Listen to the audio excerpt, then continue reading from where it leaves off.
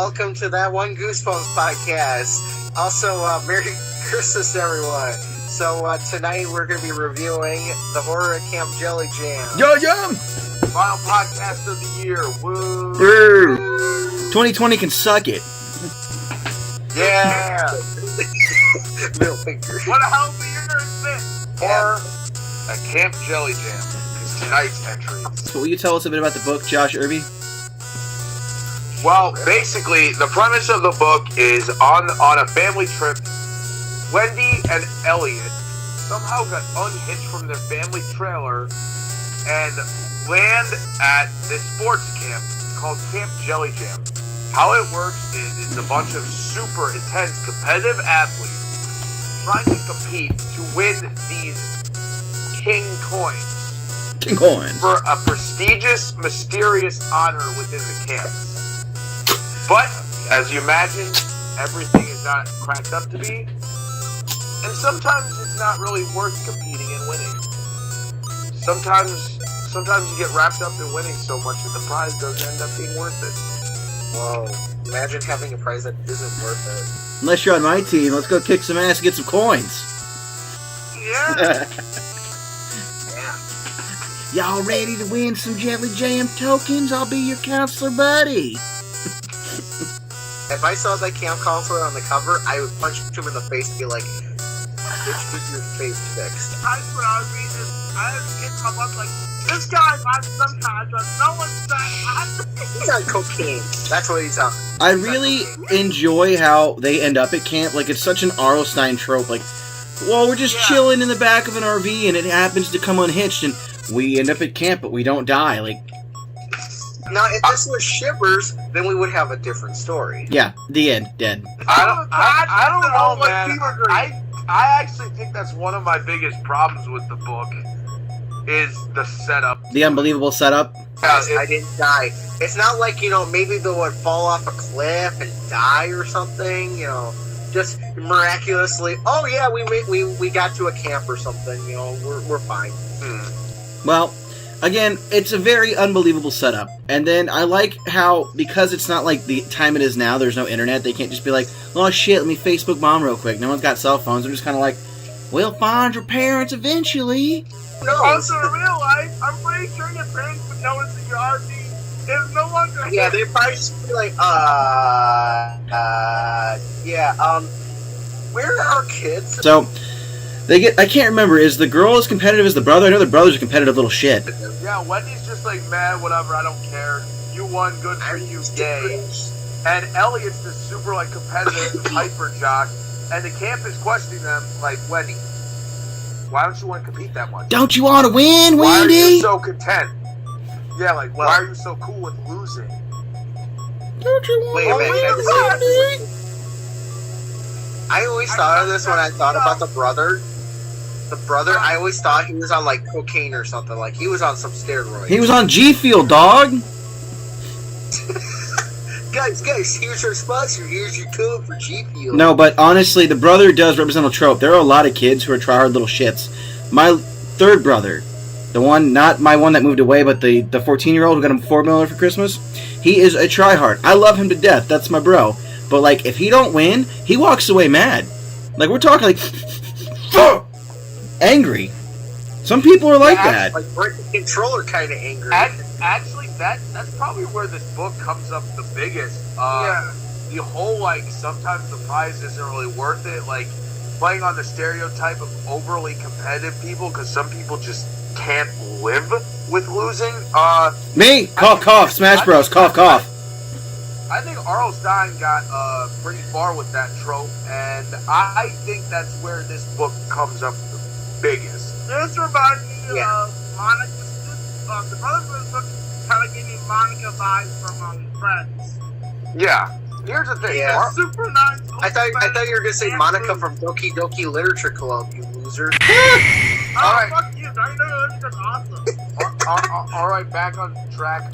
Thank you. So, that's the thing. R.L. Stein has, when he wants to, sometimes he really executes his lesson well. This book, the moral is executed well. Unfortunately, if I had to describe this, this is a book that has plenty of tools in the shed to be great, but there's two glaring, unforgivable mistakes it made. No, there's one problem, one very unforgivable mistake that happened twice that holds this book from being one of, and it ends up leaving as just another pretty solid entry. And that comes from the plausibility department. The setup is very implausible, and the reveal of King Jellyjam is even more implausible. Yeah. You mean to tell me they didn't figure out how to defeat him earlier? And how does this entire camp set up? This book is the equivalent of a video game that has a lot going for it, but it's riddled with bugs. This book, Cyberpunk. the plot. Cyberpunk, yeah. Also, how did no one figure out sooner this camp was kind of fucked up, right? This is a book I enjoy, and I want to say it's great, but I think it settles for being good. Ironically, this book is like the main character. It has potential, but it chooses not to use it. Yeah. Yep. I think it applies its efforts in the wrong spots. Okay. Sometimes. Okay. Yeah. I have so many questions though with this book. Like, one, how do parents got to notice their kids don't come back from camp, right? I mean, You think? if Camp Jellyjam's been around a while, not every single child is just rolling down a hill on a loose trailer to Camp Jellyjam, and apparently he eats the kids after they get too tired to brush him. Is that right? Yeah. So, again, where did he come from? How do they build a whole camp around him? Why are they working for him? And how do you And keep staying clean? exactly, how do they stay out of legal trouble? You know? I mean, I know we've already been over this. R.L. Stein's favorite monster in the genre is a blob. Reference Monster Blood, the Blood, everything in this. I mean, he loves Blob. He's got the Ooze and the other series he writes. The Ooze was such a good book, though. He likes gelatinous Robert- creatures. It's funny when you think about King Jellyjam too, because I really thought about this book after reading it. I love the idea, and I came to the realization that the execution doesn't quite get there. Too many plot holes. I would like to see an episode where they take it and they reform it and maybe take out the whole magic loopy bullshit and make solid episode. We went to summer camp. A kid disappears once in a while. Here's what's up. Yeah. Well, actually, think about it. They can do that like they did with Ghost Camp, for book-wise. Much. I don't know. Like I said, it had its strong points and had its weak points. If I remember correctly, he sweated snails, right? Yeah. The fuck was up with that? That was crazy. He's just out here sweating. Oh, here comes Morris Cargo. Shit. Woo! I was one thing. I was one of the people that end up defeating him. That was my favorite scene in the book. He dies.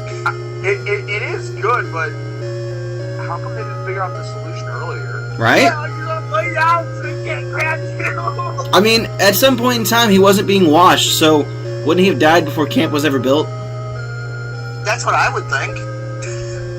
This Goosebumps book inspired many of his short stories and those tales to give you goosebumps, where it's just like, I'm gonna throw you in the plot because fuck it, and here's the solution. Yeah. Yeah. This could have been a tales to give you goosebumps if you cut half of it out. Realistically, yeah. All right, real quick, Josh Wasaki, tell me one thing you didn't like about the book. I would say I didn't like. I guess with the review of the worst, the pacing was kind of bad. And the one thing I did like about the book is, honestly, I think I like the joke that my friends in the book would tell me was when they started coming like, yo, no one's that happy. He's not got some kind of drugs. What do you mean? I'm Buddy. Brandon, something you didn't like about this book, go.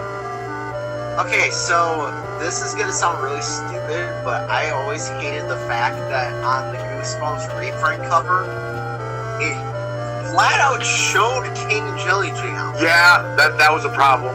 I always despised that because Wait, the reprint cover, that's what 2003 or the remake? The reprint for the classic movies. Goosebumps cover.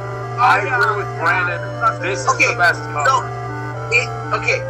This book, when I first read it when I was a little kid, I seriously wasn't expecting that. And then when I heard about King Jellyjam, I'm like, what? I wasn't expecting that kind of twist. I was just like, okay, it's King, we're at Camp Jellyjam. Wasn't expecting King Jellyjam to be some blob, and I was like, that one caught me off guard. It really did. I thought he was King Jellyjam at first. That's what I actually thought. No, he's made out of Jellyjam. No. No, What Josh, what Brandon is saying is he's upset that the new cover Yeah, I know what you mean. It's gave away enough. the plot point. Well, that is like now there's gonna be an entire generation that only knows that cover for Hurricane Jellyjam, and it makes me want to rip my hair out. I don't know about that, man. I think they can find the old stuff. They could, but they're probably not gonna shoot back. Okay. Miss you, Tim. We love you, Tim Jacobus. Miss you. I wish they would put his art on display. I would totally go travel to see no it. Homo, no homo, though. No homo. No homo. Moving on. It's Tim Jacobus always. Yes. Let's get to a rating system before Brandon spreads more acceptable amounts of cancer. Josh Reviews Incorporated. Hang on, sorry. Josh Ukanu! What is your score, senpai? Chan. It's solid 8. Oh, he said Eito? Thank you, son. Okay, Brandon. 8. Reviewer beware.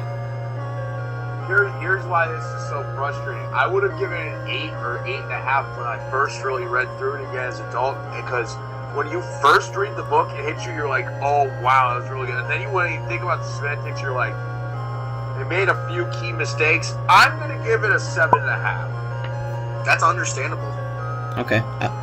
I'm going to give it a 6.5 only because there's too many convenient plot points.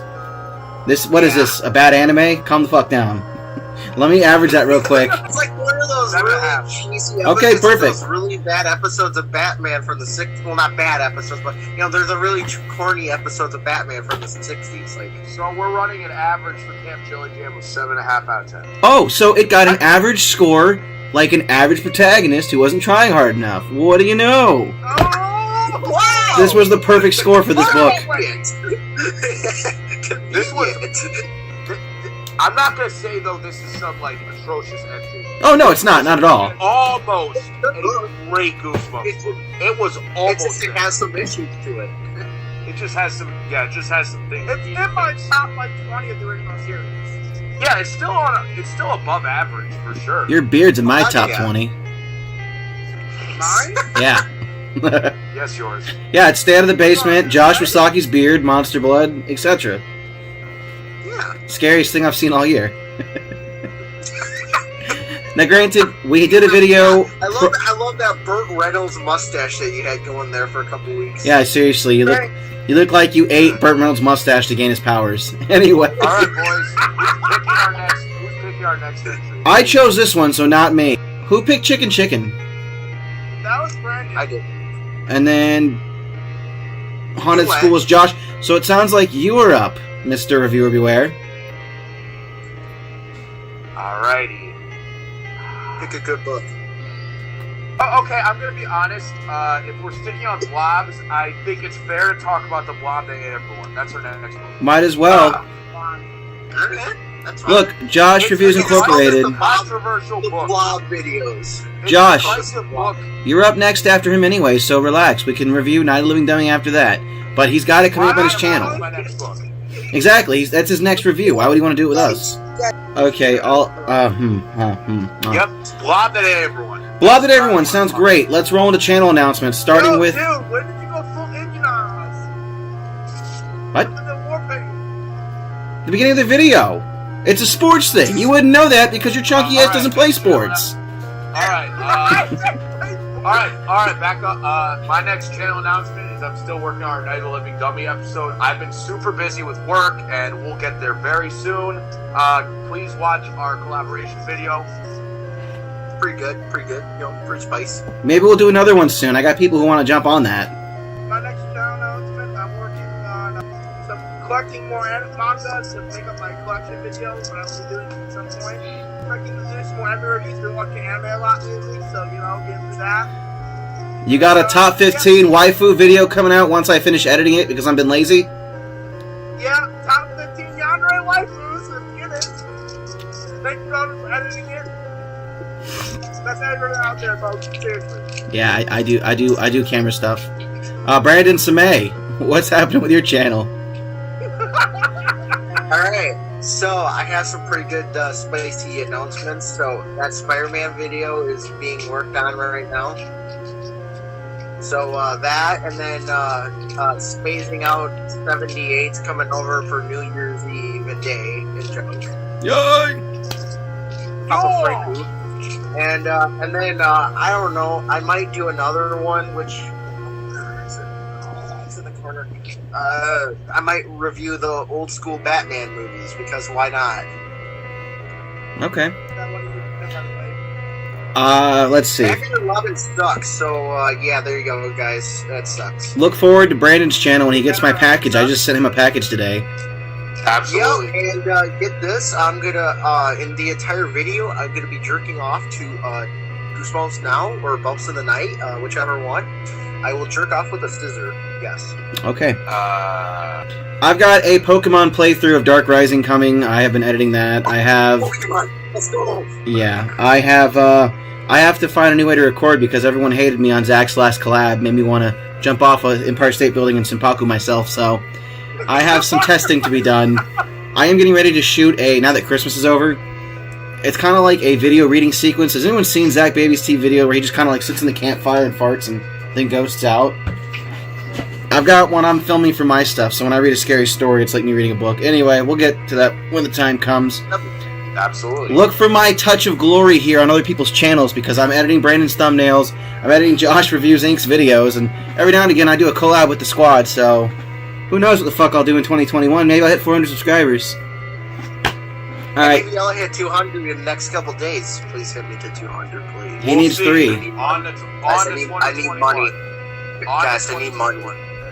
Alright, so with that, happy holidays. We hope you have a happy new year, and this has been That One Goosebumps Podcast No Jutsu.